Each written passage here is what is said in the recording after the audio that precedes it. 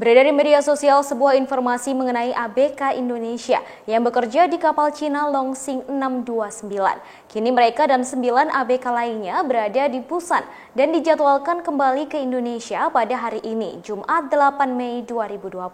Mereka mengalami eksploitasi tenaga kerja, mulai dari hanya diberi waktu tidur selama 3 jam, hingga makan umpan ikan dan minum sulingan air laut.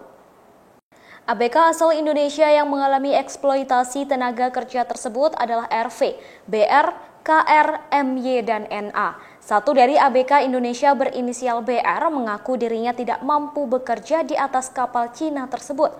Menurutnya, jam kerja yang dilakukannya di luar batas.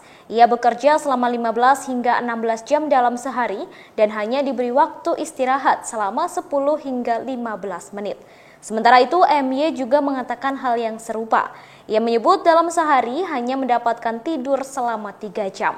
Dikutip dari BBC.com, Jumat 8 Mei 2020, sejumlah ABK mengatakan kontrak kerja yang mereka tanda tangani di awal tidak mengatur soal jam kerja. Namun ada juga ABK Indonesia yang diberangkatkan agen lain yang jam kerjanya diatur di kontrak. Beberapa sempat menanyakan soal jam kerja, namun tidak berlanjut karena mengaku takut dipulangkan. Meski bekerja membanting tulang, sejumlah ABK itu mengaku gaji mereka belum dibayar. Tidak hanya soal jam kerja, mereka juga tidak mendapatkan asupan makanan dan minuman yang pantas. ABK yang bukan dari Indonesia mendapat jatah makanan yang lebih bergizi bila dibandingkan dengannya. Mereka hanya diberi makan makanan ikan yang biasa untuk umpan menangkap ikan.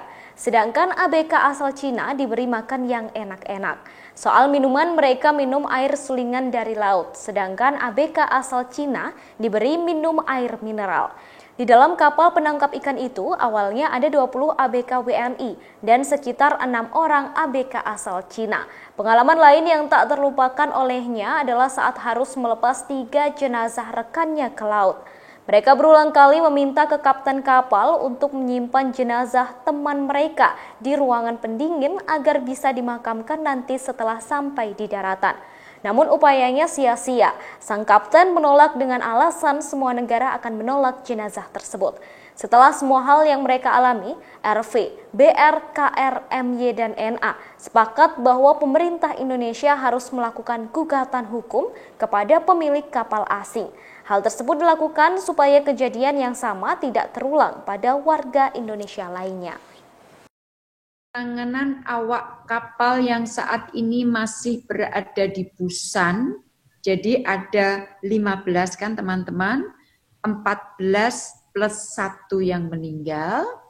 Langkah-langkah yang akan dilakukan adalah memfasilitasi kepulangan 14 awak kapal, dan kepulangan ini direncanakan akan dilakukan pada 8 Mei 2020, yang berarti besok. Demikian informasi di Tribun News Update kali ini. Saksikan terus Tribun News Update di channel tribunnews.com. Terima kasih sudah nonton. Jangan lupa like, subscribe, dan share ya.